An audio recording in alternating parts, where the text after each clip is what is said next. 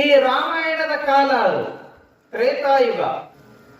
ಅಯೋಧ್ಯೆಯ ದಶರಥನಿಗೆ 4 ಜನ ಮಕ್ಕಳು. 4 ಜನ ಮಕ್ಕಳಲ್ಲಿ ಹಿರಿಯ ಮಗನಾಗಿರ್ತಕ್ಕಂಥ ರಾಮನಿಗೆ ಸೀತೆಯನ್ನ ತಂದುಕೊಂಡ ಬಳಿಕ ಅವನಿಗೆ ಪಟ್ಟಾಭಿಷೇಕ ಮಾಡ್ತಾನ, ಅವನ ಮೇಲೆ ಬಹಳ ಪ್ರೀತಿ ಅದನ ಅಂತ ತಿಳ್ಕೊಂಡು ಹೇಳಿ ಕೈಕೆ ಚಿಕ್ಕಮ್ಮ ದಶರಥನಿಗೆ 3 ಜನ ಹೆಂಡ್ರು. ಅದರೊಳಗೆ ಕೈಕೆ ಒಬ್ಬ. ಆ ಕೈಕೆ ಐಡಿಯಾ ಮಾಡಿ ರಾಮನನ್ನ ವನವಾಸ ಕಟ್ಟಿಬಿಟ್ರು, ನನ್ನ ಮಗ ಭರತ ಈ ರಾಜ್ಯದ ಚುಕ್ಕಾಣಿಯನ್ನ ಹಿಡಿತಲ್ಲ ಅಂತ ತಿಳ್ಕೊಂಡು ವಿಚಾರ ಮಾಡಿದ್ರು. ಅಯೋಧ್ಯೆಯಲ್ಲಿ ವಿಚಾರವನ್ನ ಮಾಡಿ ಕುತಂತ್ರದಿಂದ ತನ್ನ ಗಂಡನಿಗೆ ಜಗಳ ತೆಗೆದು ಹೇಳಿದಳು, ರಾಮ ಇಲ್ಲಿ ಇರಂಗಿಲ್ಲ, ಅವನು ವನವಾಸಕ್ಕೆ ಹೋಗ್ಬೇಕು ಅಂತ ತಿಳ್ಕೊಂಡು ಹಠ ಹಿಡಿದಳು. ಅದಕ್ಕ ಆ ಕೈಕೆ ರಾಮನನ್ನ ಅಡವಿಗೆ ಅಟ್ಟುವುದು ಅಂತ ಹೇಳ್ತಂದ್ರೆ ಅಡವಿಗೆ ಅಟ್ಟುವುದು ಅಂತ ತಿಳ್ಕೊಂಡು ಹಠಕ್ಕೆ ಬಿದ್ದಳು. ಹಠಕ್ಕೆ ಬಿದ್ದಿದ್ದಕ್ಕ ದಶರಥ ರಾಮನನ್ನ ಅಡವಿಗಟ್ಟದ. ಅವ ಹೋಗ್ಬೇಕಂತ ಹೇಳ್ತಂದ್ರೆ ಸೀತೆ ನಾನು ಬರ್ತೀನಿ ಅಂತಂದಳು. ಅದ ಹೊಸದಾಗಿ ಮದುವೆ ಆಗೈತಿ. ಆಕೆ ಹೊಸದಾಗಿ ಬಂದಾಗನ ಇದು ನಡೆದದಕ್ಕ ನಾನು ಬರ್ತೀನಿ, ನಾ ಇದ್ದೇನು ಮಾಡ್ಲಿ ಅಂತಂದಳಕಿ ಸೀತೆ. ಆಯ್ತು ಬಾ ಅಂತ ಹೇಳ್ತಾನ. ಅವಾಗ ಲಕ್ಷ್ಮಣ ಬಂದು ಮುಂದೆ ನಿಂತ್ಕೊಂಡ, ಅಣ್ಣ ನೀವು ಇಬ್ರ ಹೋಗೋದು ಬೇಡ, ನಾನು ಬರ್ತೀನಿ ನಿಮ್ಮ ರಕ್ಷಣೆಗೆ ಅಂತಂದ. ಆಯ್ತು ನಡಿ ಅಂತಂದು 3 ಜನ ಅಲ್ಲಿಂದ ಅಯೋಧ್ಯೆಯಿಂದ ನಡ್ಕೊಂತ ಬಂದಿರತಕ್ಕಂಥ ಜಾಗ, ಮೊದಲನೇ ಜಾಗ ಯಾವುದು ಅಂತ ತಿಳ್ಕೊಂಡು ಹೇಳ್ತಾರಲ್ಲಿ. ಉತ್ತರ ಭಾರತದೊಳಗೆ ಅಯೋಧ್ಯೆಯಿಂದ ತ್ರಿವೇಣಿ ಸಂಗಮ, ಗಂಗಾ ಯಮುನಾ ಸಂಗಮದ ಜಾಗ. ಆ ಜಾಗಕ್ಕೆ ಬಂದು ಅಲ್ಲಿ ಒಂದು ಆಲದ ಗಿಡ ಐತ್ರಿ. ಈಗಲೂ ಕೂಡ ಕ್ವಾಟಿ ಒಳಗ ಒಂದು ನೆಲಮನಿ ಐತಿ. ಆ ನೆಲಮನಿ ಒಳಗ ಒಂದು ಇಷ್ಟ ದೇವಸ್ಥಾನಗಳ ಮೂರ್ತಿಗಳದಾವ, ಈಗ ಅದಾವ. ಆಗಿನ ಕಾಲಕ್ಕೆ ಅದು ಒಂದು ಗಿಡ ಇತ್ತಂತ ಕಾಣಿಸ್ತದ. ಗಿಡದ ಕೆಳಗೆ ಬಂದು ಕೂತ್ಕೊಂಡ್ರಂತ. ಅಲ್ಲಿ ಒಂದು ದಿವಸ ವಸ್ತಿ ಇದ್ರ. ಆ ನಂತರದಲ್ಲಿ ಅಲ್ಲಿಂದ ಹಂಗ ಅಲ್ಲಿ ಅಲ್ಲಿ ಅಲ್ಲಿ ವಸ್ತಿ ಮಾಡ್ಕೊಂತ ಎಲ್ಲಿ ಬಂದ್ರು ಅಂತ ಹೇಳ್ತಂದ್ರ ಇಲ್ಲಿ ಮಹಾರಾಷ್ಟ್ರದೊಳಗೆ ನಾಸಿಕದ ಹತ್ರ ಪಂಚವಟಿ ಅಂತ ಗೋದಾವರಿ ನದಿ ದಂಡಿ ಮ್ಯಾಲ ಐತಿ. ಅಲ್ಲಿ ಬಂದು ಒಂದು ಗವಿ ಐತಿ, ಗವಿಯೊಳಗೆ ಉಳ್ಕೊಂಡ್ರು. ಆ ನಂತರದಲ್ಲಿ ಅಲ್ಲಿ ರಾಮ ಸೀತೆ ಲಕ್ಷ್ಮಣ ಬಂದದಾರ ಅಂತ ರಾವಣನಿಗೆ ಗೊತ್ತಾತು. ರಾವಣ ಸೀತೆಯನ್ನ ಕಳತನ ಮಾಡಬೇಕು ಅಂತ ತಿಳ್ಕೊಂಡು ವಿಚಾರ ಮಾಡಿದ. ಅವೊಬ್ಬ ಸನ್ಯಾಸಿ ವೇಷದೊಳಗೆ ಬಂದು ಭಿಕ್ಷಾಂಗೇರಿ ಅಂದ. ಅಷ್ಟೊತ್ತಿಗೆ ಸೀತೆ ಮಾಯಾಮೃಗ ಮುಂದ ಒಂದು ಜಿಂಕಿ ಹಾರಿ ಹೋಗಿರ್ತೈತಿ, ಅದು ಬೇಕು ಅಂತ ತಿಳ್ಕೊಂಡು ಕೇಳಿದಳು. ಅದನ್ನ ತಗೊಂಡ್ಬರ್ತೀನಂತ ರಾಮ ಹೋದ. ರಾಮನ ಹಿಂದೆ ಲಕ್ಷ್ಮಣ ಹೋದ. ಲಕ್ಷ್ಮಣ ರೇಖೆಯನ್ನ ಹಾಕಿ ರಾಮನ ಹಿಂದೆ ಲಕ್ಷ್ಮಣ ಹೋದ ಬಳಿಕ ಈ ರಾವಣ ಬಂದ. ರಾವಣ ಬಂದು ಸೀತೆಯನ್ನ ಆ ರೇಖೆ ದಾಟಿ ಬಾ, ರೇಖೆ ಒಳಗಿದ್ದಾಗ ನಾನು ಇಸ್ಕೊಳಂಗಿಲ್ಲ ಭಿಕ್ಷಾ ಅಂತಂದ. ಆಕಿ ಏಕೋಭಾವದೊಳಗೆ ದಾಟಿ ಬಂದಳು. ದಾಟಿ ಬಂದ ತಕ್ಷಣ ಹಿಡ್ಕೊಂಡು ಪುಷ್ಪಕ ವಿಮಾನದೊಳಗೆ ಕೊಂಡಿಸ್ಕೊಂಡು ತಗೊಂಡು ಹೋಗ್ಬಿಟ್ಟು ಅದೇ ಜಾಗದೊಳಗ ಬೇಟೆಗೆ ಹೋದಂತ ಸಂದರ್ಭದೊಳಗೆ ಶೂರ್ಪನಖಿ ನೋಡಿ ಆ ಲಕ್ಷ್ಮಣನಿಗೆ ಮಾಡ್ಕೊ ಅಂತೇಳಂತಂದಳು. ಮಾಡ್ಕೊಳಂಗಿಲ್ಲ ಅಂತ ತಿಳ್ಕೊಂಡು ಹೇಳಿ ಮೂಗು ಕೊಯ್ದ. ಮೂಗಿಗೆ ನಾಸಿಕ ಅಂತ ಕರೀತಾರ. ಅದಕ್ಕೆ ಆ ಊರಿಗೆ ನಾಸಿಕ ಅಂತ ಹೆಸರು ಬಂದೈತಿ, ನಾಸಿಕ್. ಹಾಗೆ ಆ ನಾಸಿಕಕ್ಕ ಶೂರ್ಪನಖಿಯ ಮೂಗು ಕೊಯ್ದಿದಕ್ಕ ನಾಸಿಕ ಅಂತ ಹೆಸರು ಬಂತು. ಅಲ್ಲಿಂದ ಸೀತೆ ಹೋಗಿದ್ದು ಗೊತ್ತಾದ ಬಳಿಕ ಕಂಗಾಲಾಗಿರ್ತಕ್ಕಂಥ ರಾಮ ವನವಾಸದೊಳಗೆ ಬೇರೆ ಇದ್ದ. ಕಂಗಾಲಾಗಿ ಅಳ್ಕೊಂತ ಕೂತ್ಕೊಂಡ. ಎಲ್ಲೆದಳು ಹುಡ್ಕೊಂಡು ನಡಿ ಅಂತ ತಿಳ್ಕೊಂಡು ಲಕ್ಷ್ಮಣ ರಾಮನನ್ನ ಎಬ್ಬಿಸಿ ಕರ್ಕೊಂಡು ಹೊಂಟ. ಅಳ್ಕೊಂತ ಹಾ ಸೀತೆ ಅಂತ ತಿಳ್ಕೊಂಡು ದಾರಿ ಒಳಗೆ ಯಾರು ಸಿಗ್ತಾರೆ ಎಲ್ಲರಿಗೆ ಕೇಳ್ಕೊಂತ ನೀವು ಸೀತೆಯನ್ನ ನೋಡಿರೇನ, ಈಕಿನ್ನು ನೋಡಿರೇನ, ಅದಕ್ಕೆ ನೋಡಿರೇನ್ ಅಂತ ತಿಳ್ಕೊಂಡು ಕೇಳಿದ್ರ ಯಾರಿಗೆ ನೋಡ್ಬೇಕು, ಯಾರು ನೋಡ್ಲಿಲ್ಲ. ಜಟಾಯು ಪಕ್ಷಿ ಅದು ಒಂದು ಕುರು ಹೇಳ್ತು. ಕೊನೆಯದಾಗಿ ಕುರು ಹೇಳಿ ಪ್ರಾಣ ಬಿಡ್ತದ. ಹಂಗ ನೋಡ ಕೇಳ್ಕೊಂತ ಎಲ್ಲಿಗೆ ಬಂದ ಅಂತ ಹೇಳ್ತಾ ರಾಮದುರ್ಗದಿಂದ 12 ಕಿಲೋಮೀಟರ್ ಹೋದ್ರ ಅಲ್ಲಿ ಒಂದು ಕಡೆಗೆ ಶಬರಿ ಕೊಳ್ಳ ಅಂತ ಇತ್ತು.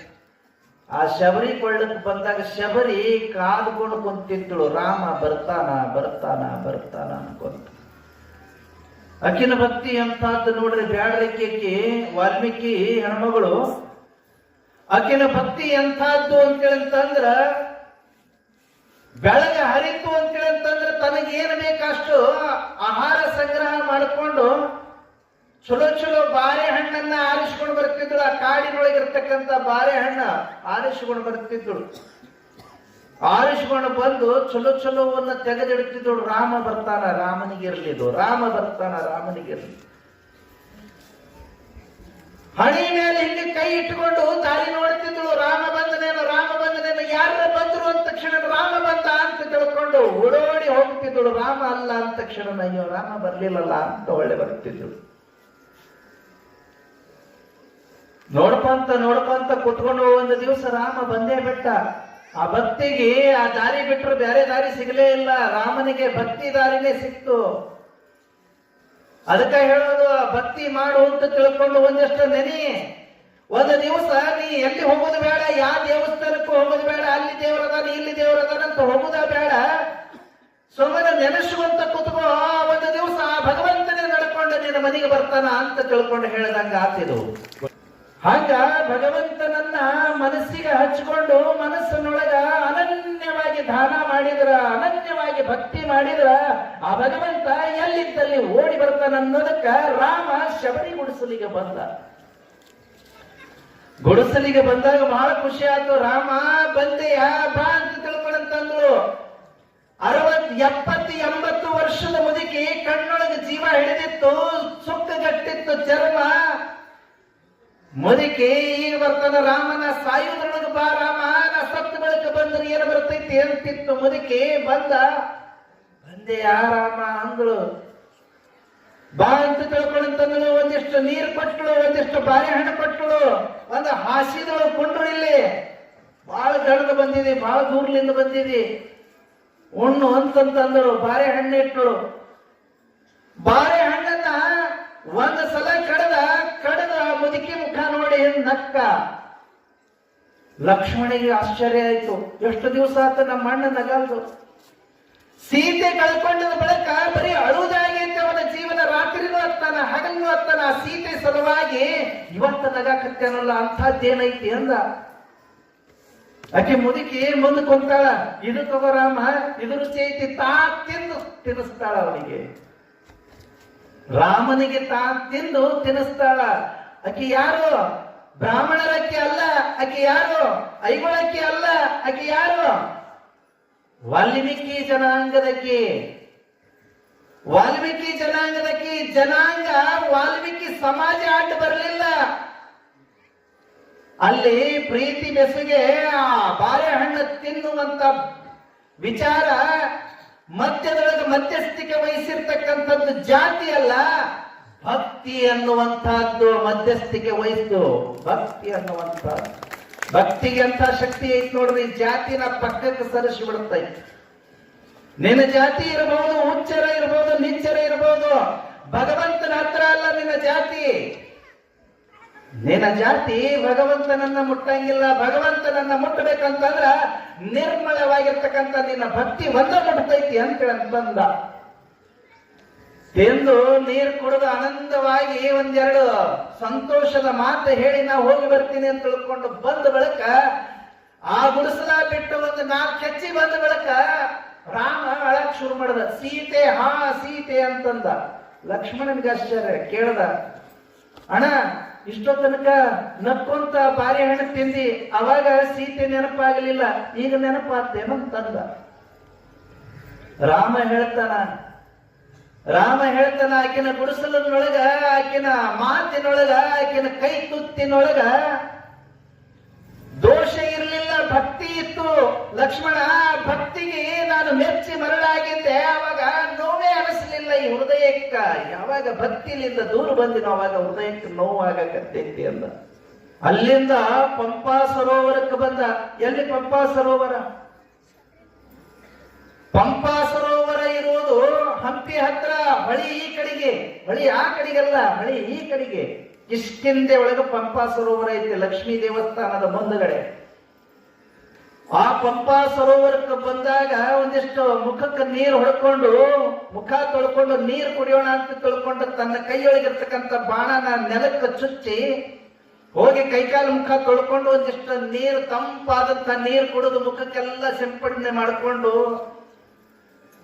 ಮುಖ ಬರೆಸಿಕೊಂಡು ಬಾಣನ ಕಿತ್ತದ, ಬಾಣದ ತುದಿಗೆ ರಕ್ತ ಹತ್ತಿತ್ತು. ರಾಮನ ಬಾಣದ ತುದಿಗೆ ರಕ್ತ ಹತ್ತಿತ್ತು. ಇದ್ಯಾಕೆ ರಕ್ತ ಹತ್ತೈತಿ, ಏನೋ ಇರ್ಬೇಕಿಲ್ಲಿ ಅಂತ ತಿಳ್ಕೊಂಡಂತಂದು ಮಣ್ಣು ಗೆಬರಿ ನೋಡ್ದ. ಕೆಳಗ ಒಂದು ಕಪ್ಪಿತ್ತು, ಕಪ್ಪಿ ಡುಬ್ಬಕ್ಕೆ ಬಾಣದ ಮಳೆ ಚುಚ್ಚಿತ್ತು. ಆ ಕಪ್ಪಿನ ಕೈಯ ಹಿಡ್ಕೊಂಡು ಕಣ್ಣೀರ್ ಹಾಕಿ ಹೇಳ್ದ.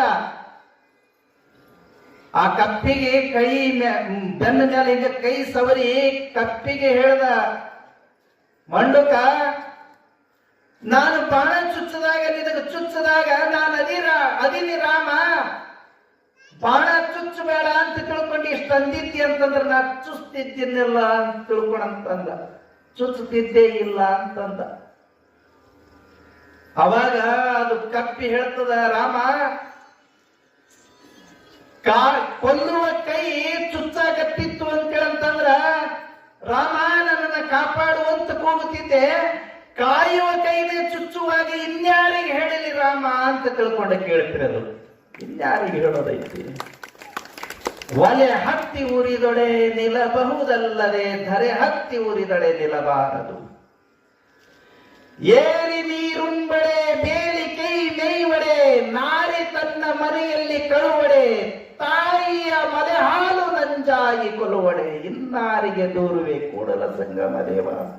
ಯಾರಿಗೆ ಹೇಳೋದೈತಿ? ಮಗು ಎತ್ತುಕೊಂಡು ತಾಯಿ ಹಾಲು ಕುಡಿಸ್ಬೇಕಂದ್ರ ಹಾಲೇ ನಂಜಾಗಿತ್ತು ಅಂತಂದ್ರೆ, ವಿಷ ಆಗಿತ್ತಂತಂದ್ರ ಆ ಮಗು ಯಾರಿಗೆ ಹೇಳಬೇಕು? ಆ ಹೆಣ್ಮಗಳು ತನ್ನ ಅಡಿಗೆ ಮನೆಯೊಳಗ ತಾನೇ ಕಳತನ ಮಾಡ್ತಿದ್ದಳಂದ್ರೆ ಯಾರಿಗೆ ಹೇಳೋದೈತಿ? ಬೆಳೆ ರಕ್ಷಣೆ ಆಗಲಿ ಅಂತ ತಿಳ್ಕೊಂಡು ಬೇಲಿ ಹಚ್ಚಿರ್ತಕ್ಕಂಥ ಮುಳ್ಳು ಬೇಲಿನೇ ರಾತ್ರಿ ಎದ್ದು ಹೊಲ ಮೇಯ್ದಿತ್ತಂತಂದ್ರೆ ಯಾರಿಗೆ ಹೇಳಬೇಕು? ಒಲಿ ಹತ್ತಿ ಉರಿತು ಅಂತಂದ್ರೆ ಅಡಿಗೆ ಮನೆಯೊಳಗ ಅದಕ್ಕೆ ನೀರ್ ಹಾಕಿದ್ರೆ ಆರ್ತದ, ಇಡೀ ಭೂಮಿನೇ ಹತ್ತಿ ಉರಿತೈತಂತಂದ್ರೆ ಯಾರಿಗೆ ಹೇಳೋದೈತಿ? ರಾಮ, ಕಾಯುವ ಕೈ ನಿಂದು ನಿನ್ನ ಕೈನ ಚುಚ್ಚಾಗತ್ತಿತ್ತಂದ್ರೆ ಯಾರಿಗೆ ಹೇಳಿ ಅಂತದು? ಅಯ್ಯೋ ನಂದು ತಪ್ಪಾಯ್ತಲ್ಲ, ಸರ್ವತ ಅಪರಾಧ ಆಯ್ತಲ್ಲ ಅಂತ ತಿಳ್ಕೊಂಡು ಕಣ್ಣೀರು ಹಾಕದ, ಅದಕ್ಕೆ ಉಪಚಾರ ಮಾಡದ, ಅದ ನೀರಾಗ ತೇಲಿ ಬಿಟ್ಟ. ಅಲ್ಲಿಂದ ಬಂದ ವಾಲಿ ಸುಗ್ರೀವ ಅನ್ನುವಂತ ಇಬ್ಬರು ವಾನರ ರಾಜರಿದ್ರಲ್ಲಿ. ವಾಲಿ ಸುಗ್ರೀವ. ವಾಲಿ ಬ್ರಹ್ಮನ ಮಗ ಅಂತೆ, ಸುಗ್ರೀವ ಸೂರ್ಯನ ಮಗ ಅಂತ ತಿಳ್ಕೊಂಡು ಪುರಾಣದೊಳಗೆ ಹೇಳಲ್ಪಡ್ತದೆ. ಆ ವಾಲಿ ಸುಗ್ರೀವರಲ್ಲಿ ವಾಲಿ ಹಿರಿಯವ, ಸುಗ್ರೀವ ಸಣ್ಣವ, ವಾಲಿ ಅಣ್ಣ, ಸುಗ್ರೀವ ತಮ್ಮ. ಕಿಷ್ಕಿಂಧೆಯನ್ನ ಆಳ್ತಿದ್ರು. ವಾಲಿಯ ತಾಕತ್ತಿ ಎಂತದ್ದು ಅಂತಂದ್ರ, ಯಾರಾದ್ರೂ ಆ ವಾಲಿ ಜೊತೆಗೆ ಯುದ್ಧ ಮಾಡಕ್ ಹೋದ್ರು ಅಂತಂದ್ರ ಯುದ್ಧ ಮಾಡ್ತಾ ಮಾಡ್ತಾ ಅವ್ರದ್ದು ಅರ್ಥ ಶಕ್ತಿ ಇವನಿಗೆ ಪ್ರಾಪ್ತಿ ಆಗ್ತಿತ್ತಂತೆ, ತನ್ನಕ್ ತಾನ ಬರ್ತಿತ್ತಂತೆ. ಅವ್ರು ಕಮ್ಜೋರ್ ಹಾಕೊಂತ ಹೋಗ್ತಿದ್ರು, ಅವ್ರು ನರಮ್ ಹಾಕೊಂತ ಹೋಗ್ತಿದ್ರು, ಇವ ಶಕ್ತಿವಂತನಾಗುತ್ತಿದ್ದ. ಹಿಂಗಾಗಿ ಅವ್ರನ್ನ ಸೋಲಿಸಿಬಿಡ್ತಿದ್ರು. ಇದನ್ನ ಕೇಳ್ಕೊಂಡು ರಾವಣ ಒಂದು ದಿವಸ ವಾಲಿ ಜೊತೆಗೆ ಯುದ್ಧಕ್ಕೆ ಬಂದನಂತ್ರಿ. ಬಾಗಿಲ್ದಾಗ ನಿಂತ್ಕೊಂಡು ಕೂಗಿದನಂತೆ, ನಾನು ರಾವಣ ಲಂಕಾದೀಶ್ವರ ಬಂದಿದ್ದೀನಿ, ನನ್ನ ಜೊತೆಗೆ ಯುದ್ಧಕ್ಕೆ ಬಾ ಅಂತ ತಿಳ್ಕೊಂಡು ಕರೆದ. ನಾನು ಯಾವ ಅಂತ ತಿಳ್ಕೊಂಡು ಇವ ಮಲ್ಕೊಂಡ ವಾಲಿ ಎದ್ದು ಬಂದನಂತ. ಇವನ್ ನೋಡಿ, ನೀನೇನ ರಾವಣ, ಲಂಕಾದೀಶ ರಾವಣ, ನಿನ್ ಜೊತೆಗೆ ಯುದ್ಧ ಮಾಡೋದು, ಸುಮ್ಮನೆ ಹೋಗ ಅಂತಂದ್ರೆ, ನೀನು ನಿಜವಾಗ್ಲೂ ಶೂರನಾಗಿದ್ರು, ವೀರನಾಗಿದ್ರು, ಧೀರನಾಗಿದ್ರು, ಬಾ ನನ್ನ ಜೊತೆಗೆ ಯುದ್ಧಕ್ಕ ಅಂತ ಕರೆದ. ನಾನು ರೆಡಿ ಮಾಡ್ತೀನಿ ತಿಳ್ಕೊಂಡು ಬಂದವನ ಗಪ್ ಅಂತ ಎತ್ಕೊಂಡು ಬಗಲ ಹಿಡ್ಕೊಂಡು ಊರೆಲ್ಲ ಸುತ್ತ ಹೊಡೆದಿತ್ತಂತ. ತಲೆ ಕಿಮ್ಮಿ ಕಿಮ್ಮಿ ಕಿಮ್ಮಿ ಅಂದು ರಾವಣ ದಿಕ್ಕಕ್ಕೆ ಓಡೋಗ್ಬಿಟ್ಟು ನನ್ನ. ಈ ರೀತಿ ಒಳಗ ತಾಕತ್ತು ಉಳ್ಳಂಥವ ವಾಲಿಯಾಗಿದ್ದ. ಆ ವಾಲಿಯನ್ನ ಸೋಲಿಸ್ತಕ್ಕಂಥವ್ರು ಈ ಪ್ರದೇಶದೊಳಗೆ ಯಾರೂ ಇರಲಿಲ್ಲ. ಅವಾಗಿನ್ನೂ ವಿಜಯನಗರ ಸಾಮ್ರಾಜ್ಯ ಹುಟ್ಟಿದ್ದಿಲ್ಲ, ಅವಾಗಿನ ಕಥೆರಿ. ಇವರೇ ಆ ಪ್ರದೇಶವನ್ನ ಆಳ್ತಿದ್ರು. ಆ ಪ್ರದೇಶದ ರಾಜ ಯಾರು ಅಂತೇಳಂತಂದ್ರೆ ವಾಲಿಯಾಗಿದ್ದ ಆಗಿನ ಕಾಲದೊಳಗ. ಅದು ಎಲ್ಲಿ ಮಟ್ಟನೂ ಇತ್ತು, ಅವನು ಸಾಮ್ರಾಜ್ಯ ಸಂಶೋಧನೆ ಆಗಿಲ್ಲ. ನೀರ್ಲಿಗೆ ಮಟ್ಟ ಇತ್ತು, ನೀರ್ಲಿಗೆ ದಾಟ ಹೋಗಿತ್ತು ಗೊತ್ತಿಲ್ಲ. ಅಂಥ ರಾಜ ಈ ಭಾಗದೊಳಗ ಅಂಥ ಪ್ರಸಿದ್ಧನಾಗಿರ್ತಕ್ಕಂಥ ಬಲಶಾಲಿಯಾಗಿರ್ತಕ್ಕಂಥ ರಾಜನನ್ನ ಸೋಲಿಸ್ತಕ್ಕಂಥವ್ರು ಯಾರು ಇರಲಿಲ್ಲ. ವಾಲಿ ಸುಗ್ರೀವರ ಇಬ್ಬರ ಅಣ್ಣ ತಮ್ಮರ ರಾಜ್ಯ ಅದು ಕಿಷ್ಕಿಂದೆ ಆಗಿತ್ತು. ಆ ಕಿಷ್ಕಿಂದೆ ಒಳಗ ವಾಲಿಯ ಹೆಂಡತಿ ತಾರೆ, ಮಗ ಅಂಗದ, ಸುಗ್ರೀವನ ಹೆಂಡತಿ ರುಮೆ. ಅನಂತವಾಗಿರ್ತಕ್ಕಂಥ ರಾಜ್ಯ ಸಾಮ್ರಾಜ್ಯ. 4 ಜನ ಮಂತ್ರಿಗಳಿದ್ರು ವಾಲಿಗೆ. ಒಬ್ಬ ಹನುಮಂತ, ಇನ್ನೊಬ್ಬ ನಲ, ನೀಲ, ತಾರ ಅಂತ ತಿಳ್ಕೊಂಡ 4 ಜನ ಮಂತ್ರಿಗಳು. ಭದ್ರವಾಗಿರ್ತಕ್ಕಂಥ ರಾಜಭಾರವನ್ನ ಮಾಡುವಂತಹ ಸಂದರ್ಭದೊಳಗ ಕಬಂಧ ರಾಕ್ಷಸನನ್ನ ಸಂಹಾರ ಮಾಡಿ ರಾಮ ಆ ಕಿಷ್ಕಿಂಧೆಯನ್ನು ಪ್ರವೇಶ ಮಾಡಿದ್ದ. ದೊಂದಬಿ ಎನ್ನುವಂತ ರಾಕ್ಷಸನನ್ನ ಸಂಹಾರ ಮಾಡಿ ವಾಲಿ ಬೀಗಿದ್ದ. ಆ ಸಂದರ್ಭದೊಳಗ ಸುಗ್ರೀವನಿಗೂ ಮತ್ತು ವಾಲಿಗೂ ಸ್ವಲ್ಪ ಮನಸ್ತಾಪ ಆಗುತ್ತದೆ. ಯಾಕಂತಂದ್ರ ದುಂದುಬಿ ವಾಲಿಯ ಜೊತೆಗೆ ಯುದ್ಧ ಮಾಡ್ತೀನಿ ಅಂತ ತಿಳ್ಕೊಂಡು ಬಂದ. ಬಹಳ ಪರಾಕ್ರಮಿಯಾಗಿದ್ದ. ದಿನವಿಡೀ ಯುದ್ಧ ಮಾಡಿದ್ರು ಸೋಲ್ಸಕ್ಕಾಗಲಿಲ್ಲ ವಾಲಿನ. ನಿರಂತರವಾಗಿ ಯುದ್ಧ ಮಾಡುವಂತ ಸಂದರ್ಭದೊಳಗೆ ವಾಲಿಯ ಶಕ್ತಿ ಸಾಮರ್ಥ್ಯ ಹೆಚ್ಚಿಗಾಗಿದ್ದಕ್ಕೆ ತಪ್ಪಿಸಿಕೊಂಡು ಓಡೋದ ಒಂದು ಗುಹೆ ಒಳಗ. ದುಂದುಬಿ ಅನ್ನುವಂತ ರಾಕ್ಷಸ ಅವನ ಬೆನ್ನ ಹಟ್ಟಿ ಆ ಗುಹೆ ಒಳಗ ಅವನ ಕೊಂದ ಬರ್ತೀನಂತ ವಾಲಿನೂ ಹೋದ. ಅನಂತ ಕಾಲ ಯುದ್ಧವನ್ನ ಮಾಡಿದ ಬಳಿಕ ಆ ಗವಿಲಿಂದ ರಕ್ತ ಹೊರಗೆ ಹರಿದು ಬಂತು.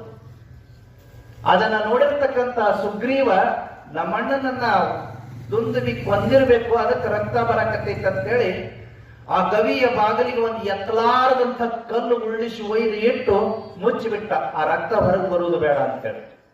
ಮತ್ತೆ ಸತ್ತಾನ ಮತ್ತೇನು ಒಳಗೆ ಹೋಗಿ ನೋಡೋದೈತೆ ಅಂತ ತಿಳ್ಕೊಂಡು ಮುಚ್ಚಿಬಿಟ್ಟ. ಆ ನಂತರದೊಳಗೆ ವಾಲಿ ಒಳಗ ದುಂದುಬಿಯನ್ನು ಸಂಹಾರ ಮಾಡಿ ಆ ರಕ್ತದ ಮಡುವಿನೊಳಗಿನ ಹಾಲು ತಂದು ದಾರಿ ನೋಡ್ತಾನ, ಕಲ್ಲಿಟ್ಟಿದ್ದನು. ಓಹೋ, ವಾಲಿ ವಿಚಾರ ಮಾಡ್ದ, ನನ್ನ ತಮ್ಮ ಸುಗ್ರೀವ ನಾ ಸತ್ತೀನಿ ಅಂತ ತಿಳ್ಕೊಂಡು ಹೇಳಿ, ನಾ ಹೊರಗೆ ಬರಬಾರದು ಅಂತ ತಿಳ್ಕೊಂಡು ಹೇಳಿ, ನನ್ನ ರಾಜ್ಯವನ್ನ ತಾನು ಹೊಡೆಯೋ ಸಲುವಾಗಿ ನನ್ನನ್ನ ಹೊರಗೆ ಬರಲ್ದಂಗ ಕಲ್ಲಿಟ್ಟು ಹೋಗ್ಯಾನ ಅಂತ ತಿಳ್ಕೊಂಡು ಮಿಸ್ಅಂಡರ್ಸ್ಟ್ಯಾಂಡಿಂಗ್, ತಪ್ಪು ತಿಳ್ಕೊಂಡ. ಆ ಕಲ್ಲನ್ನ ದೂಡಿ ಹೊರಗೆ ಬಂದ ಸೀದಾ ರಾಜ್ಯಭಾರಕ್ಕೆ ಬಂದಂತ ಸಂದರ್ಭದೊಳಗೆ ರಾಜ್ಯ ಸಿಂಹಾಸನದ ಮೇಲೆ ಸುಗ್ರೀವ ಕುಂತಿದ್ದ. ಅದನ್ನ ನೋಡಿ ಸಿಟ್ಟಿಗೆ ಅಂತಿರ್ತಕ್ಕಂಥ ವಾಲಿ ಸುಗ್ರೀವನ ಮೇಲೆ ಸಿಟ್ಟಾಗಿ, ನೀನು ನನ್ನ ರಾಜ್ಯವನ್ನು ಹೊಡೆಯೋ ಸಲುವಾಗಿ, ನನ್ನ ಕೊಲ್ಲೋ ಸಲುವಾಗಿ ಎಷ್ಟು ದಿವಸದಿಂದ ಕಾಯ್ಕೊಂಡು ಕುಂತೀನಿ, ಇತ್ಯಾದಿ ಇತ್ಯಾದಿ ಜಗಳ ಆಯ್ತು. ಜಗಳ ಆಗಿದಕ್ಕ ಸುಗ್ರೀವ ಆ ವಾಲಿ ಕೈಯಿಂದ ತಪ್ಪಿಸಿಕೊಂಡು ಓಡೋದ, ಇಲ್ಲಾಂದ್ರೆ ನನ್ನ ಹೊಡೆದು ಕೊಲ್ತಾನ ಅಂತೇಳಿ. ಆ ಸುಗ್ರೀವನ ಜೊತೆಗೆ ಹನುಮಂತ, ನಲ, ನೀಲ, ತಾರ ಈ 4 ಜನ ಮಂತ್ರಿಗಳು ಸುಗ್ರೀವನ ಜೊತೆಗೆ ಹೋಗ್ಬಿಡ್ತಾರೆ. ಈ ರೀತಿ ಆದಾಗ ಕಾಡಿನೊಳಗ ಇರುವಂತ ಸಂದರ್ಭದೊಳಗ ಈ ಸುಗ್ರೀವ ಮತ್ತು ಹನುಮಂತ, ನಲ, ನೀಲ, ತಾರರಿಗೆ ನಮ್ಮ ರಾಮ ಭೇಟಿ ಕೊಡ್ತಾರೆ. ಯಾರು ನೀವು ಅಂತೇಳಿ ಪರಿಚಯ ಮಾಡ್ಕೊಂಡ ಬಳಿಕ ಹಿಂಗಿಂಗಂತ ಗೊತ್ತಾದ ಬಳಿಕ ರಾಮನಿಗೆ ಒಂದು ಚಾಯ್ಸ್ ಕೊಡ್ತಾರ. ನಾವು ನಿನಗ ಸೀತೆಯನ್ನು ಹುಡುಕಾಕ ನಾವು ಹೆಲ್ಪ್ ಮಾಡ್ತೀವಿ, ನಾವು ಸಹಾಯ ಮಾಡ್ತೀವಿ, ಆದ್ರೆ ನಮಗೆ ನೀವು ಒಂದು ಸಹಾಯ ಮಾಡಬೇಕು ಅಂತ. ಏನು ಸಹಾಯ ಮಾಡಬೇಕು? ಅತ್ಯಂತ ದುಷ್ಟನಾಗಿರ್ತಕ್ಕಂಥ ವಾಲಿಯನ್ನು ಕೊಲ್ಲಬೇಕು ನೀವು. ಹಾಗಾದ್ರೆ ಹಿಂಗ ಮಾಡು ಅಂತ ತಿಳ್ಕೊಂಡು ಹೇಳಿ ರಾಮನೇ ಐಡಿಯಾ ಹೇಳ್ದ, ನೀವು ಹೋಗಿ ಯುದ್ಧ ಮಾಡ್ರಿ, ನಾನು ಗಿಡದ ಮರಿಗೆ ನಿಂತ್ಕೊಂಡು ಬಾಣ ಬಿಡ್ತೀನಿ ಅಂತ ತಿಳ್ಕೊಂಡು ಹೇಳಿ ಒಪ್ಪಂದ ಮಾಡಿಕೊಂಡು ಆ ಯುದ್ಧ ಮಾಡಕ್ ಹಚ್ಚಿ ಬಾಣ ಬಿಟ್ಟು ವಾಲಿಯನ್ನ ಕೊಂದ.